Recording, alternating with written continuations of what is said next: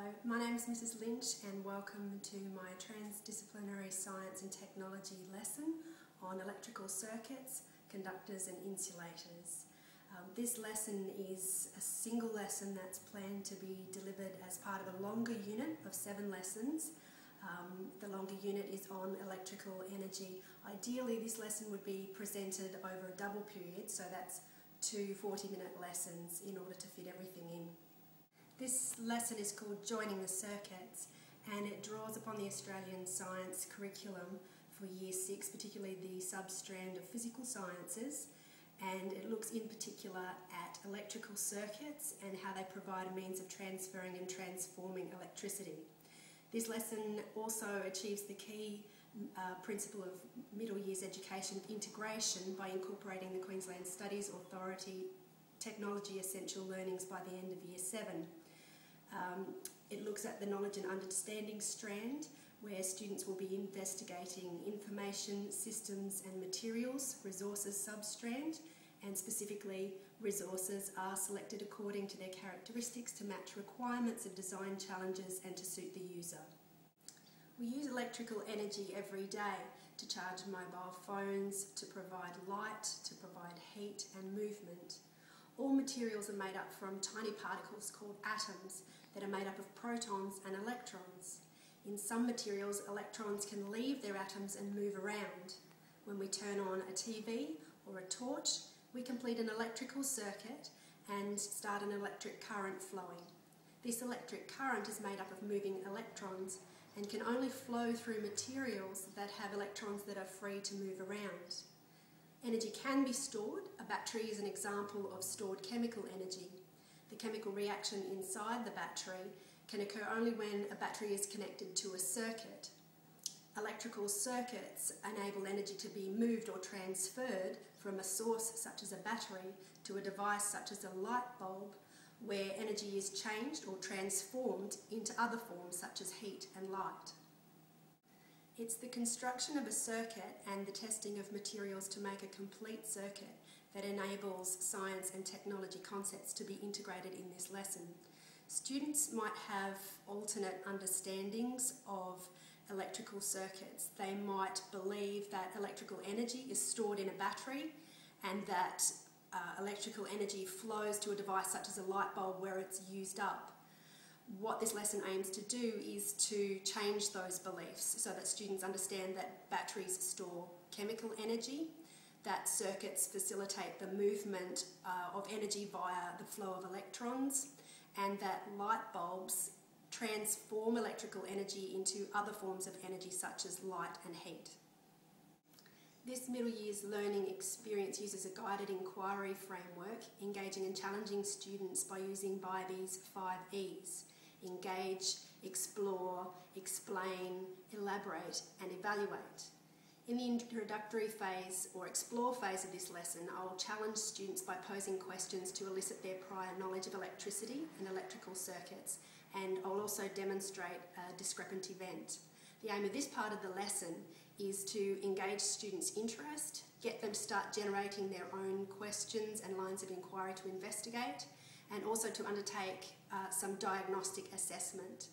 Using whole class questioning, I would get students to think about all of the electrical devices that they'd used that morning before arriving in my science and technology class. Now, answers might include using a microwave, charging a mobile phone, using an MP3 player, using a car.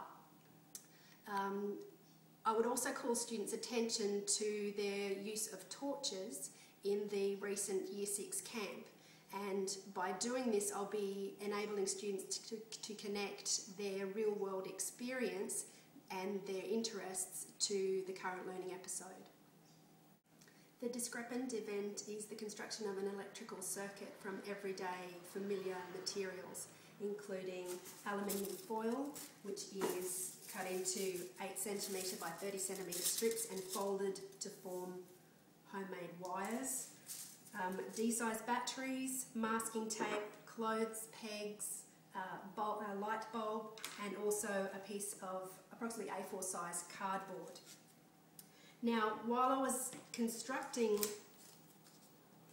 this demonstration, what I would be getting students to do is use a think, pair, share strategy. I would ask questions such as, what do you think will happen when I connect the wires to the base of the light bulb? By getting students to use think, pair, share strategies, they'll be engaged in higher order thinking strategies. So use the tape to construct the circuit. I've constructed one of our wires to the positive terminal of the D-size battery. I'm now connecting the other wire to the negative terminal of the battery. So students will use the think, pair, share strategy and take about 30 seconds on each of those sections, think and pair. And so when I get to this stage, I will ask students, what do they think will happen when I place the light bulb and complete the circuit? Now, students will be able to record their answers in their science journal. I will get them to share their answers, and answers might be the bulb will light up, the bulb will not light up, the bulb will explode. I will then demonstrate the lighting up of the bulb, and I will get students to observe and explain. I'll be paying special attention to the language used to explain what has occurred, and again using the think, pair, share strategy and recording students' answers in their science journals. In the Explore section of the lesson, students then work in cooperative groups on their hands-on investigation. Group members negotiate roles and group managers collect required equipment from the equipment table. Groups then construct a circuit using materials and the plan provided. Group members then test a variety of materials and use those to determine which are conductors of electrical energy and which are insulators. So they might try a paperclip and they'll see that yes, this material does conduct electrical energy. They might then decide to test a paddle pop stick and see if that conducts electrical current. The results are recorded by each group on butcher's paper, and that will be recorded in the form of a table. This table will then be transcribed into the students' individual science journals.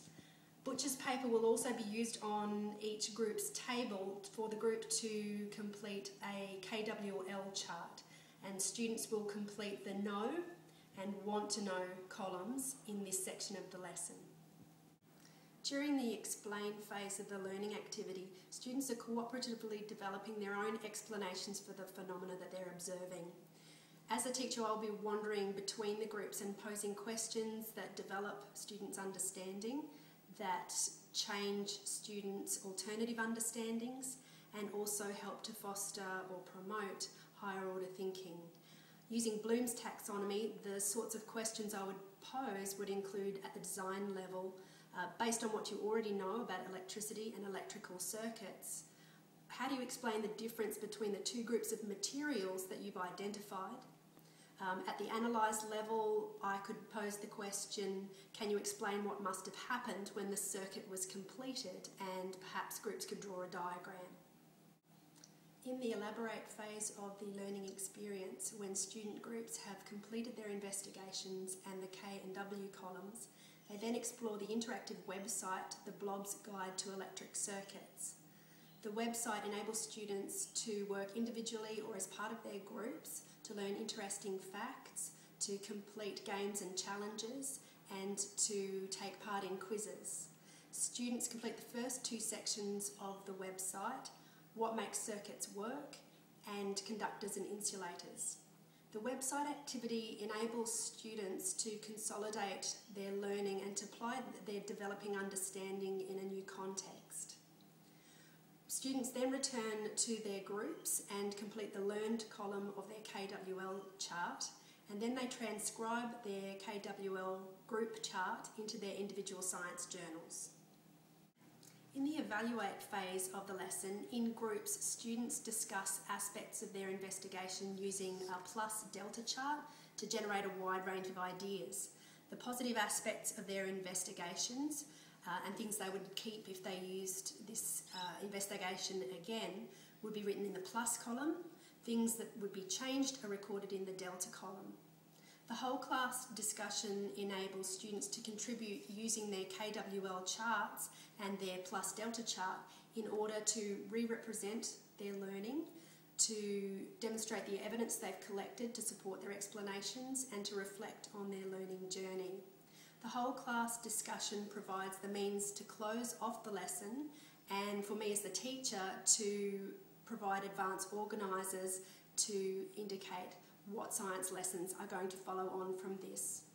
Student assessment would be summative and would be comprised of teacher observations and also entries in the individual science journals.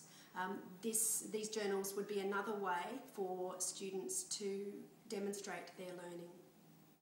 To sum up, the lesson would engage students by providing them with a discrepant event to stimulate their curiosity about the topic, and also engage them in hands-on learning activities that connect with their interests and experiences.